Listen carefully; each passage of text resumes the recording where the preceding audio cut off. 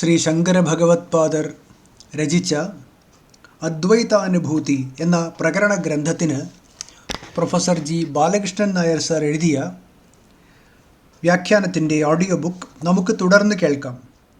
77-ാം ശ്ലോകം. ക്ഷീരനീരവിവേകജ്ഞോ ഹംസ ഏവ ന ചേതരഃ ആത്മാനാത്മവിവേകജ്ഞോ യതിരേവ ന ചേതരഃ. ക്ഷീരനീരവിവേകജ്ഞ, പാലും വെള്ളവും വേർതിരിച്ചറിയുന്നത് കൊണ്ട് മാത്രമേ ഹംസഃ ഏവ അരയന്നമാകാൻ പറ്റൂ. ന ച ഇതരഃ, മറ്റൊരാൾ അരയന്നമാവുകയില്ല. ആത്മാനാത്മവിവേകജ്ഞ, അതുപോലെ ആത്മാവിനെയും ജഡഭ്രമത്തെയും വേർതിരിച്ചറിയുന്നത് കൊണ്ട് മാത്രമേ യതിഹി ഏവ യതിയാകാൻ പറ്റൂ. ന ച ഇതരഃ, മറ്റൊരാൾ യതിയാവുകയില്ല. പാലും വെള്ളവും വേർതിരിച്ചറിയുന്നത് കൊണ്ട് മാത്രമേ അരയന്നമാകാൻ പറ്റൂ, മറ്റൊരാൾ അരയന്നമാവുകയില്ല. അതുപോലെ ആത്മാവിനെയും ജഡഭ്രമത്തെയും വേർതിരിച്ചറിയുന്നത് കൊണ്ട് മാത്രമേ യതിയാകാൻ പറ്റൂ, മറ്റൊരാൾ യതിയാവുകയില്ല. ആരോപിത ഭ്രമം ഒരിടത്തും അധിഷ്ഠാനത്തിന് ഒരു മാറ്റവും വരുത്തുന്നില്ല. 78-ാം ശ്ലോകം. അധ്യസ്ഥ ചോരജസ്ഥാണോർവികാരസ്യാന്നഹി ക്വചിത് നാത്മാനോ നിർവികാരസ്യ വികാരോ വിശ്വജസ്തഥാ. സ്ഥാണോഹ, മരക്കുറ്റിക്ക് അധ്യസ്ഥ ചോരജഃ വികാരഃ, കള്ളനാണെന്നാരോപിക്കുന്നത് നിമിത്തമുള്ള വികാരം ക്വചിത് നഹി സ്യാത്, ഒരിടത്തും സംഭവിക്കുകയേയില്ല. നിർവികാരസ്യ ആത്മനഃ, നിർവികാരമായ ബോധാത്മാവിന് തഥാ, അതുപോലെ വിശ്വജഃ വികാരഃ ന, ജഗത്തിൻ്റെ വികാരമൊന്നും സംഭവിക്കുന്നതേയില്ല. മരക്കുറ്റിക്ക് കള്ളനാണെന്ന് ആരോപിക്കുന്നത് നിമിത്തമുള്ള വികാരം ഒരിടത്തും സംഭവിക്കുകയേയില്ല. നിർവികാരമായ ബോധാത്മാവിന് അതുപോലെ ജഗത്തിൻ്റെ വികാരമൊന്നും സംഭവിക്കുന്നതേയില്ല. ന വികാരോ വിശ്വജഃ, ജഗത്തിൻ്റെ വികാരമൊന്നും സംഭവിക്കുന്നില്ല. ആർക്ക്? ബോധാത്മാവിന്. എന്തുകൊണ്ട്? പ്രപഞ്ചം ആത്മാവിൽ വെറുതെ ആരോപിക്കപ്പെട്ടിരിക്കുന്ന ജഡഭ്രമമാണ്. ആരോപിത ഭ്രമം ഒരിടത്തും അധിഷ്ഠാനത്തെ വികാരപ്പെടുത്തുന്നില്ല. ഏതുപോലെ? ദൂരെ നിൽക്കുന്ന ഒരു മരക്കുറ്റിയെ കള്ളനായി ഭ്രമിക്കുന്നു എന്ന് കരുതുക. ഇവിടെ ആരോപിച്ചിരിക്കുന്ന കള്ളൻ്റെ വികാരമൊന്നും മരക്കുറ്റിക്ക് സംഭവിക്കുന്നില്ല. അതുപോലെ ഭ്രമം അറിയപ്പെട്ടാൽ അതോടെ ഭ്രമകാര്യവും വികാരവും എല്ലാം ഒഴിഞ്ഞു മാറുകയും ചെയ്യുന്നു. 79-ാം ശ്ലോകം. ജ്ഞാതേ സ്ഥാണൗ കുതശ്ചോരശ്ചോരാഭാവേ ഭയം കുതഃ ജ്ഞാതേ സ്വസ്മിൻ കുതോ വിശ്വം വിശ്വാഭാവേ കുതോഖിലം. സ്ഥാണൗ ജ്ഞാതേ, മരക്കുറ്റി അറിയപ്പെട്ടാൽ ചോരഃ കുതഃ, പിന്നെ കള്ളൻ എവിടെ? ചോര അഭാവേ, കള്ളനില്ലെന്നു വന്നാൽ ഭയം കുതഃ, പിന്നെ ഭയമെവിടെ?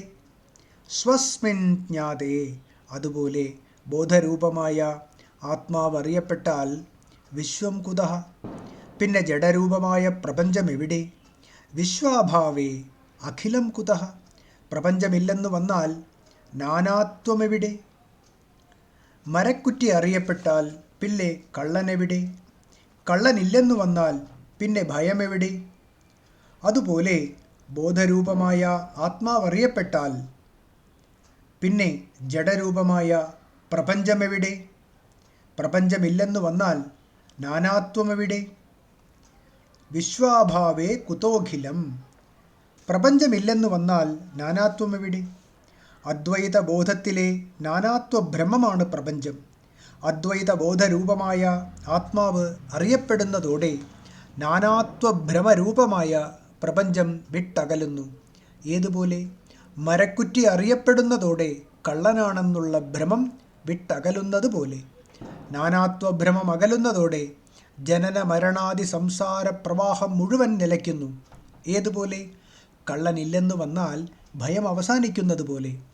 പരസ്പര വിരുദ്ധങ്ങളായ മായാഗുണങ്ങൾ ഏതൊരദ്വൈത ബോധത്തിൽ ഭ്രമരൂപങ്ങളായി പ്രതിഭാസിക്കുന്നുവോ ആ സത്യവസ്തുവാണ് ഞാൻ. 80-ാം ശ്ലോകം. ഗുണ ഗുണവൃത്തിത്രയം ഭാതി പരസ്പരവിലക്ഷണം സത്യാത്മലക്ഷണേ യസ്മിൻ സ ഏവാഹം നിരംശകഃ. പരസ്പരവിലക്ഷണം അന്യോന്യവിരുദ്ധങ്ങളായ ഗുണവൃത്തിത്രയം 3 മായാഗുണവൃത്തികളും സത്യാത്മലക്ഷണേ സത്യവും ആത്മാവുമായി വർത്തിക്കുന്ന യസ്മിൻ ഏതൊരു പരമകാരണബോധത്തിലാണോ ഭാതി ഉണ്ടെന്ന് തോന്നുന്നത് അഹം ഞാൻ സഹ നിരംശകഃ ഏവ ആ അംശരഹിതമായ ബ്രഹ്മം തന്നെയാണ്.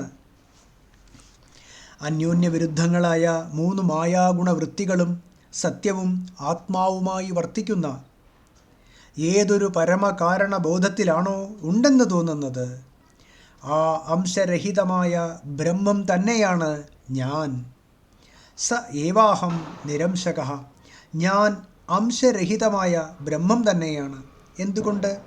അഖണ്ഡബോധരൂപമായ ബ്രഹ്മം പ്രപഞ്ചത്തിൻ്റെ പരമകാരണമാണ്. അതിൽ മറ്റൊന്നും ഉണ്ടായിരിക്കുക സാധ്യമല്ല.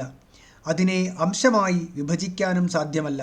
അതുകൊണ്ട് ഞാൻ ആ പൂർണ്ണ ബ്രഹ്മം തന്നെയാണ്. അതിരിക്കട്ടെ, പിന്നെ ഈ നാനാത്വമൊക്കെ തോന്നുന്നതോ? അതൊക്കെ 3 മായാഗുണവൃത്തികൾ ഉണ്ടാക്കുന്ന ഭ്രമങ്ങളാണ്. സത്വം, രജസ്, തമസ് എന്നിവയാണ് മായാഗുണങ്ങൾ. ചിത്തവൃത്തികളാണ് ഗുണവൃത്തികൾ. എന്തുകൊണ്ട്? ചിത്തസങ്കല്പങ്ങളെ 3 മായാഗുണവൃത്തികളായി തിരിക്കാമെന്നുള്ളതുകൊണ്ട്. പ്രകാശകങ്ങളായ ചിത്തസങ്കല്പങ്ങളാണ് സത്വഗുണവൃത്തികൾ. കർമ്മോന്മുഖങ്ങളായ ചിത്തസങ്കല്പങ്ങളാണ് രജോഗുണവൃത്തികൾ. മോഹജടിലങ്ങളായ ചിത്തസങ്കല്പങ്ങളാണ് തമോ ഗുണവൃത്തികൾ. ഇവ പരസ്പര വിരുദ്ധങ്ങളാണ്. എന്തുകൊണ്ട്? ഒരു ഗുണവൃത്തിക്ക് പ്രാധാന്യം ലഭിച്ചാൽ മറ്റുള്ളവ ക്രമേണ പുറന്തള്ളപ്പെടുന്നു. അതുകൊണ്ട് ഈ ഗുണവൃത്തികൾ മായാകാര്യങ്ങളുമാണ്. എന്തുകൊണ്ട്? ഇവ എവിടെ നിന്ന് വരുന്നുവെന്നോ എങ്ങോട്ട് പോകുന്നുവെന്നോ എന്തിനു വരുന്നുവെന്നോ എന്നൊന്നും കണ്ടെത്താൻ ആർക്കും കഴിയുകയില്ല. ഇവയെല്ലാം ബോധത്തിൽ നിന്ന് വരുന്നു എന്ന് കരുതിക്കൂടെ? പറ്റില്ല.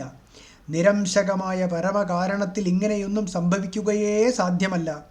എങ്കിലും ആ പരമകാരണത്തിലാണ് ഭ്രമരൂപങ്ങളായ ഗുണവൃത്തികൾ ഉണ്ടെന്ന് തോന്നുന്നത്. ആർക്ക്? ഭ്രമിക്കുന്നയാളിന്. ആ പരമകാരണം സത്യമാണ്, അതായത് ഉള്ളതാണ്. അതെല്ലാവരുടെയും ആത്മാവാണ്, അതായത് സ്വരൂപമാണ്. ഗുണവൃത്തി ഭ്രമമൊഴിഞ്ഞു മാറിയാൽ അത് നിരംശകമായ പൂർണ്ണ വസ്തുവാണ്. അതുകൊണ്ട് ഞാൻ ആ പൂർണ്ണ ബ്രഹ്മം തന്നെ. ഗുണവൃത്തിത്രയം പല ഭ്രമത്രയങ്ങളെയും ഉണ്ടാക്കുന്നുണ്ട്. ഭ്രമങ്ങളായതുകൊണ്ട് തന്നെ അവയൊന്നും ഞാനല്ല. എല്ലാ ഭ്രമങ്ങൾക്കും അധിഷ്ഠാനമായ പൂർണ്ണ ബ്രഹ്മമാണ് ഞാൻ. Audio book തുടരുന്നതാണ്.